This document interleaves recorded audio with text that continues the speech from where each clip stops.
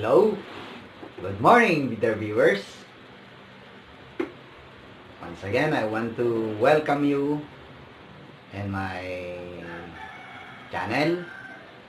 And we are now in the continuation of our discussion about the immorality being practiced inside the organization of the Jehovah's Witnesses. In the first video, in my first video about this topic, I have related a story in the congregation when a story about this kind of sexual immorality among the Jehovah's Witnesses, and it happened during the time that I was serving as an elder in the congregation. But before anything else, I want to take this opportunity to ask an apology or an advance apology or forgiveness to those who are being or who may be affected personally by this topic about this immorality, or may be affected personally, because those who are the characters of my stories about this sexual immorality, practice of sexual immorality among the witnesses, are my personal friends, and I have learned later on that some of my relatives also benefited from this kind of arrangement inside the organization. So,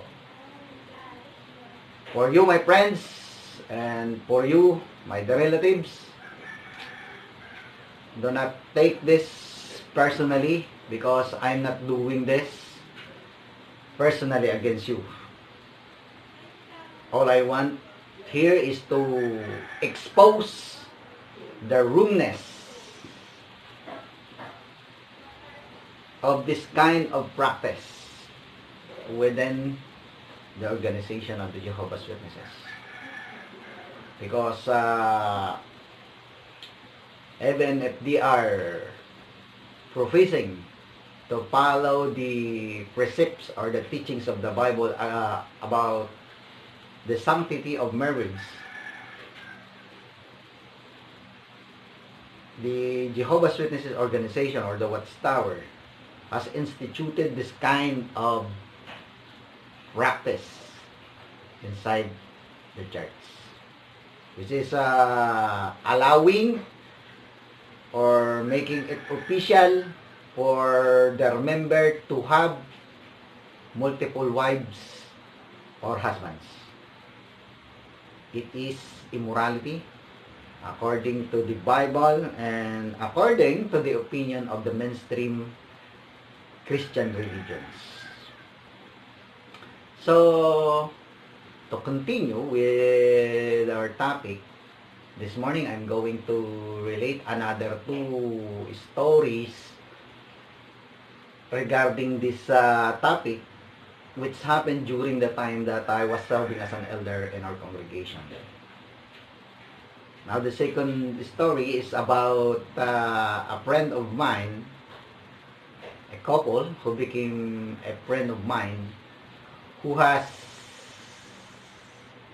moved to our congregation from another congregation in our city. During the time that they have moved in our congregation,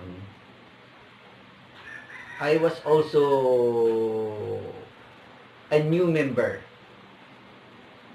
of the congregation, because I came from a nearby congregation within our city. And by the time they already moved in our congregation, I was already an elder and RJ in my new congregation. But I have no idea, or I am not aware that this couple is not a regular married couple, legally married couple, that their union is only sanctified and made official by the elders in the congregation, and they have underwent the process of officiating their marriage under the arrangement of the watchtower, which is called the pledging declaration pledging faithfulness, which I have discussed in my previous video about this topic. So they are viewed and respected in our congregation as a new member, and the couple is quite active in the field service activity, the ministry, and also in the meetings. They participated in the meetings, and especially the wife has frequently comments on the meeting, give her comments on the meeting, like the Watchtower study. So I only came to know the situation of this couple when the brother has passed away because of an illness. And during the ceremony on giving the memorial for the brother, and this is being called the funeral discourse among the witnesses. The brother, he is an old man.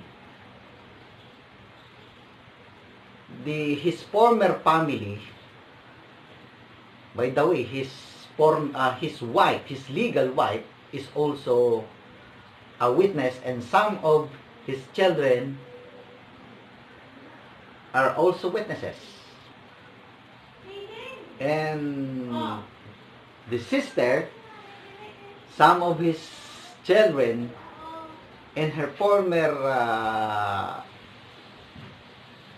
marriage are also witnesses. But the other children were not members of the congregation. During the funeral discourse for the brother, the two families attended the funeral discourse. And a trouble or a commotion has happened because of some personal grudges between the two families of the deceased.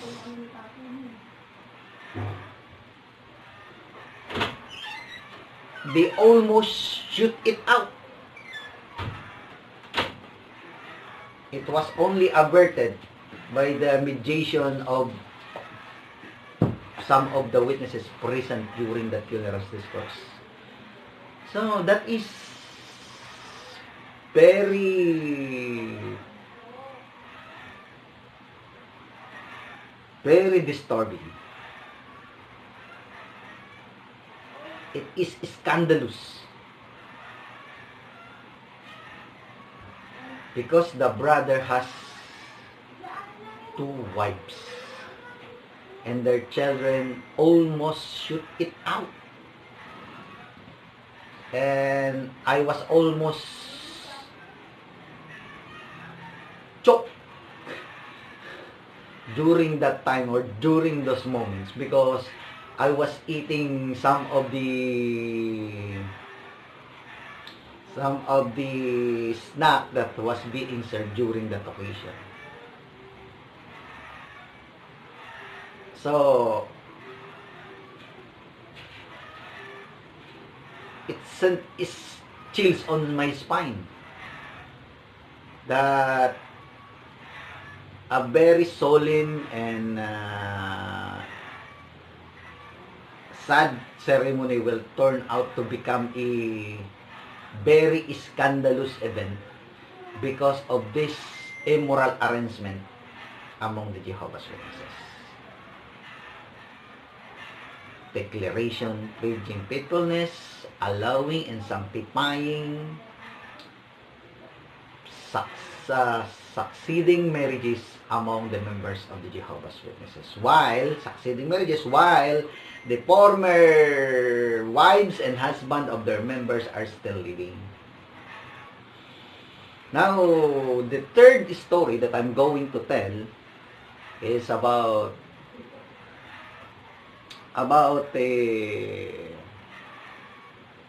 this fellowship brother who is a son of one of the coordinators in one of the congregations in our city.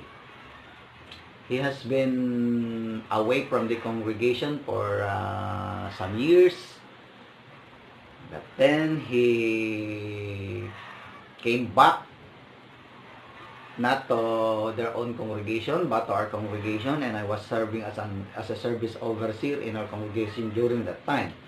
So, there was a time that our presiding overseer in the secretary of our congregation has assigned me and another elder to process the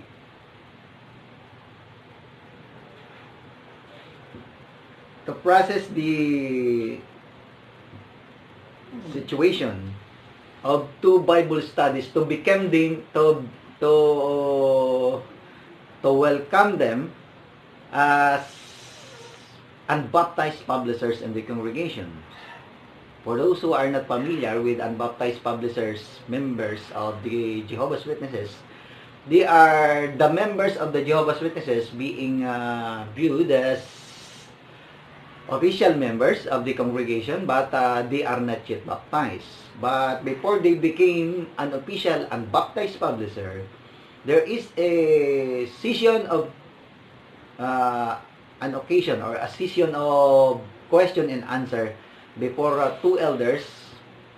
Preferably one of them is a member of the service committee, and it happens that I was that elder, and we asked some pertinent questions to the two candidates to become a unbaptized publisher in the congregation.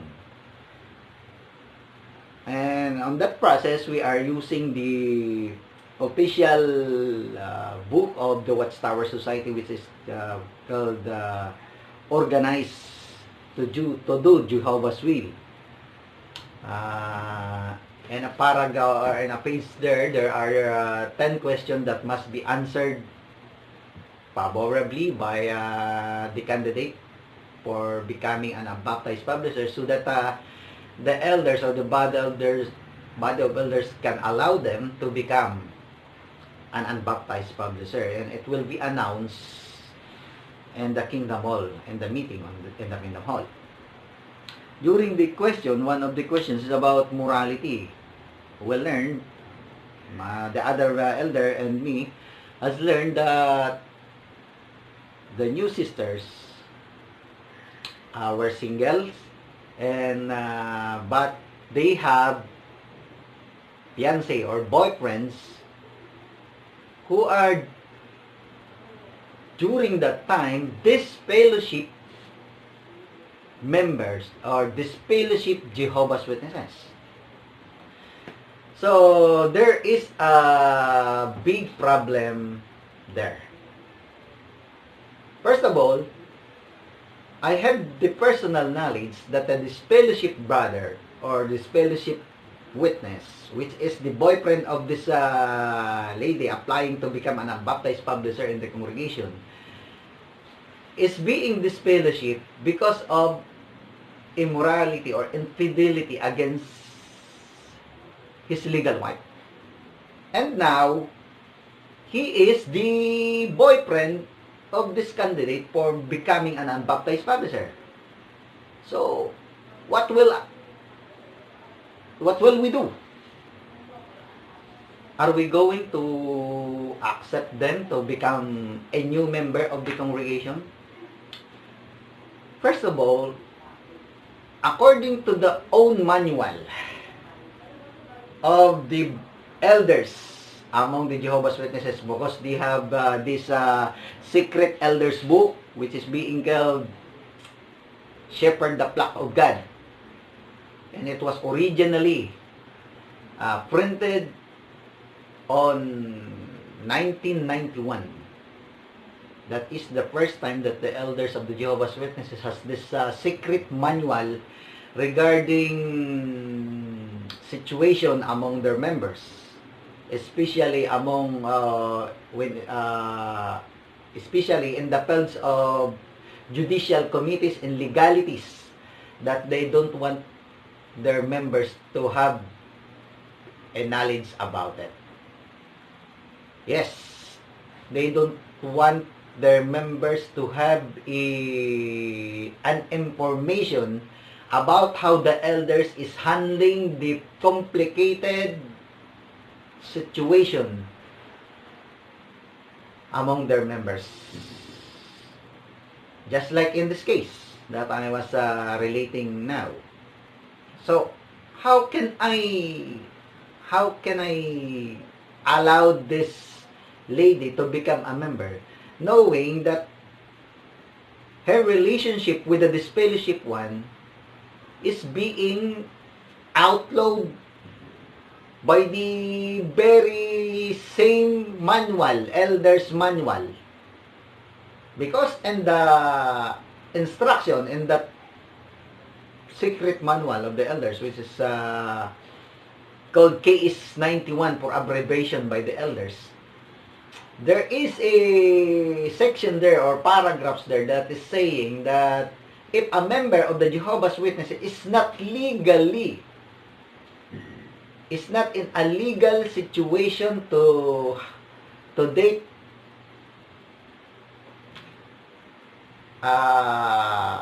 other person, because for the apparent reason that his former marriage is not yet officially and legally dissolved, and if he continued to do that, dating another woman or another man other than his legal husband or wife, and after many warnings and admonition from the elders, if he continue to do that, he or she should be disfellowship from the congregation.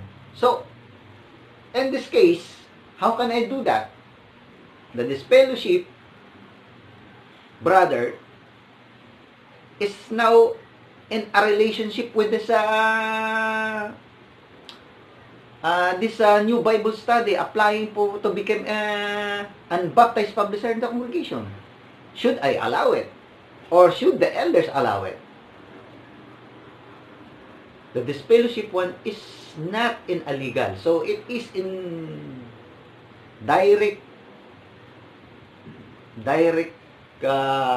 conflict with what the Watchtower is saying about that case. And one more thing about here is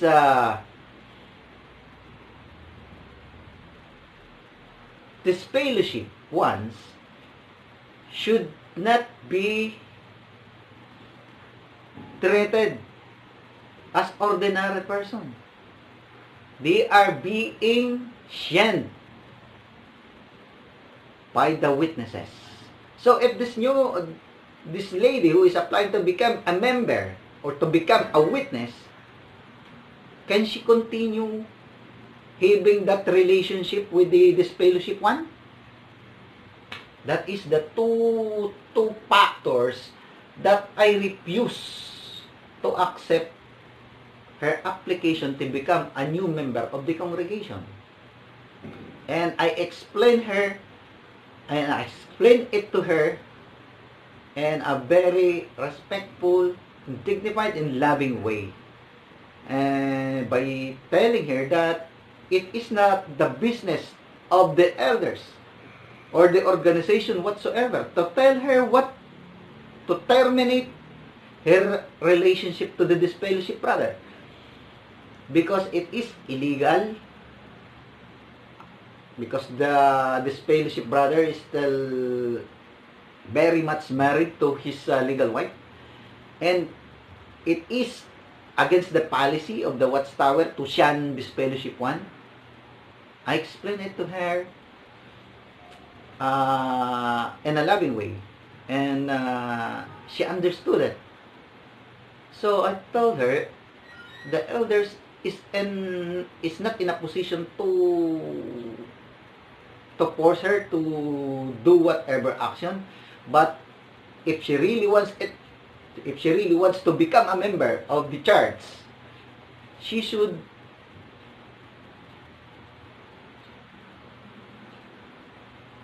amend her ways or make adjustment in her personal situation, and the church is not the one to make an adjustment just to accommodate her inside the religion. But when I go back to the body of elders to report what has transpired during the meeting with the ones applying to become a new members of the congregation, the presiding overseer and the secretary of our congregation is so annoyed, and they berated and scolded me and accused me of being too over righteous, that I am so over righteous. No, I told them I am not over righteous. What I was doing here is I'm following the instruction of the Watchtower. They should be the one to adjust if they want to enter the church. Because during that time, I have no idea whatsoever that the whole organization is corrupt and not the true religion. So it made a rift between me and the body of elders, because as I've said in my previous video about this topic, our presiding overseer is a very choleric and domineering elder, and the congregation and all the other elders followed him, and so I became their enemy, because I was not allowing their friends to enter the congregation unless they change their or adjust their situations. So even if I did not allow the application of the new sister in the congregation, but I just called her sister, even though if she's not an official member of the congregation,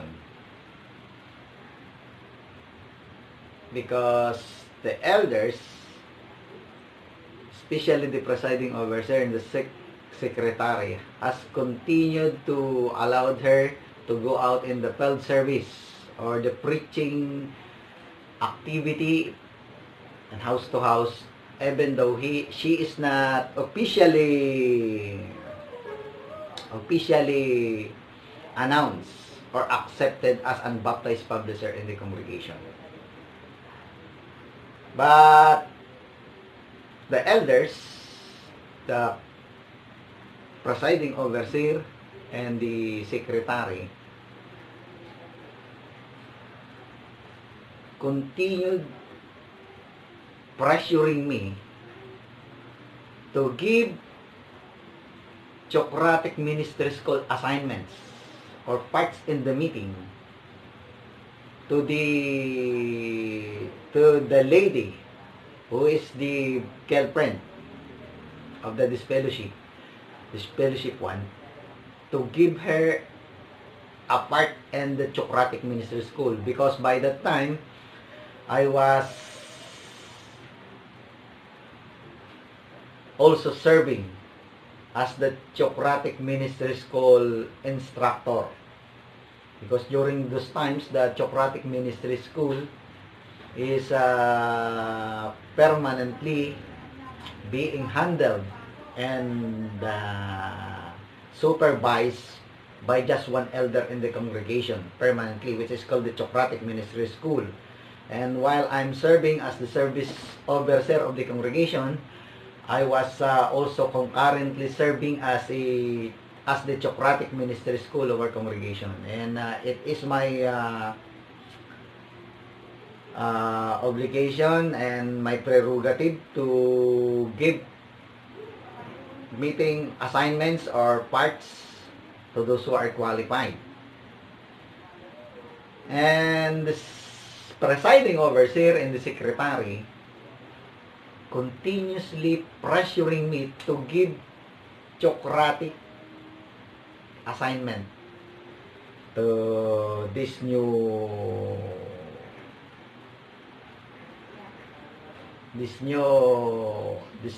one applying applicant for becoming an unbaptized publisher. Pardon my my loss for words on how to call her during that time, because it is very hard to, it is not appropriate, it is not an exact it is not the exact or appropriate way to call her a sister, because I personally refuse her entrance to the congregation because of the technical and scriptural impediment on her personal life during those times.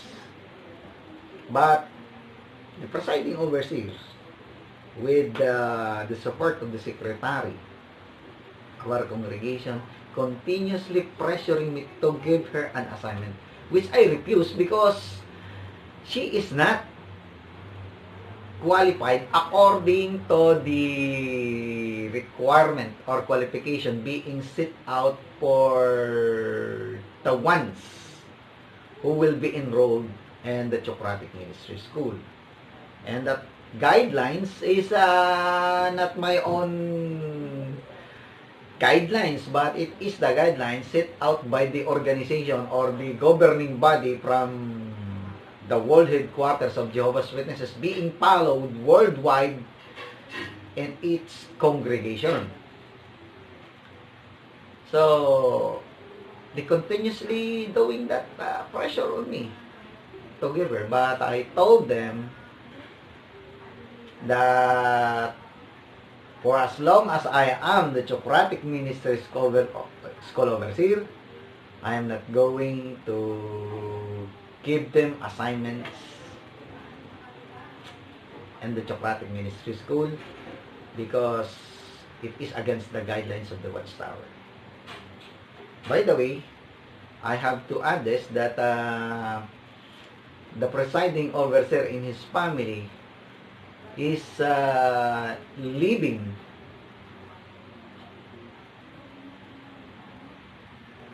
in the house of the boyfriend of this lady, who is a disfellowship member of the congregation. He is living on the property of this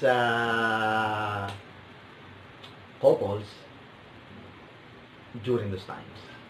So it explains why he is so biased and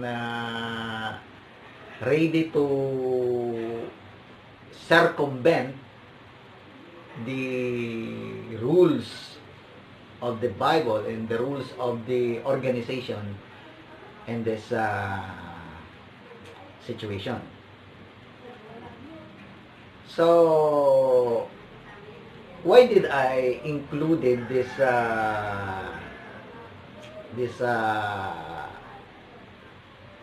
story regarding my topic about the sexual immorality among the witnesses. Because this couple, the disfellowship one, and the lady who's applying to become an unbaptized publisher has been joined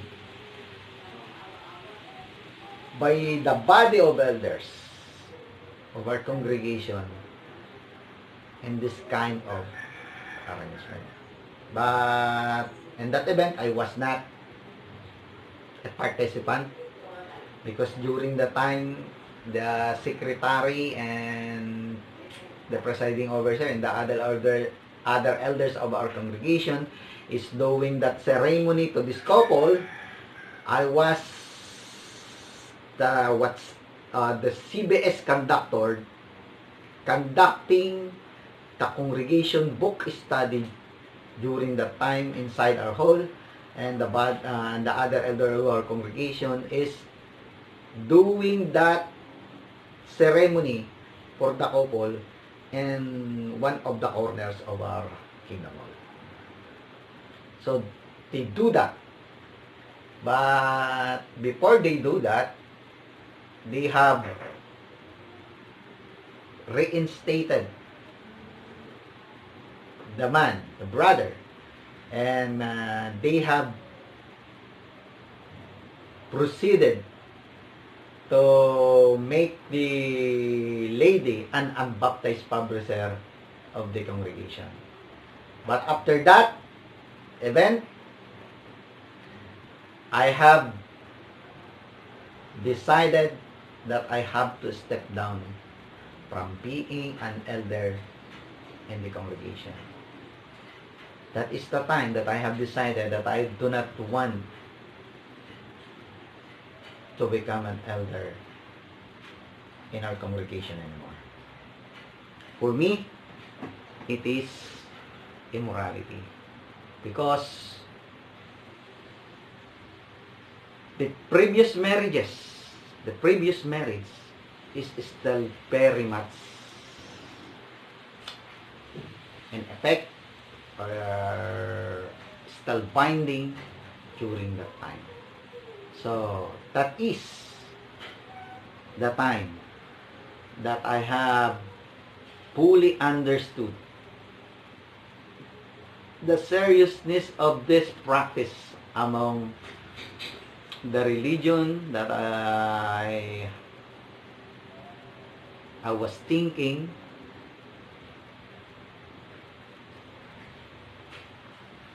following. I was thinking that strictly following the teachings of the Bible.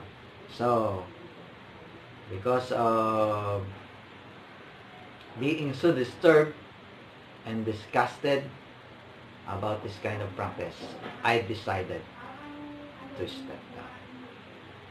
So, this is the second part of my discussion about this topic, the viewers. And for the last part of this topic, I'm going to tackle the technicalities about this practice within the Church of the Jehovah's Witnesses and how it is so impossible for them to practice it without overstepping the principles of the Bible, and worst of it, they are overstepping their own rules within their organization. Thank you, and once again, I want to invite you to watch all my other videos.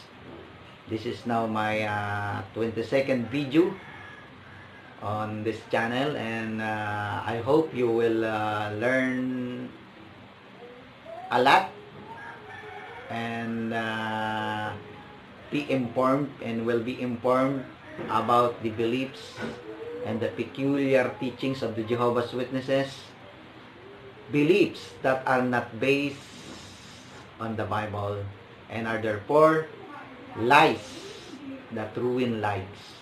So, if you have found this video informative, I would like to invite you to subscribe on my channel, and please help me to reach many people as possible by sharing my videos by your friends and other acquaintances. Thank you and have a good day.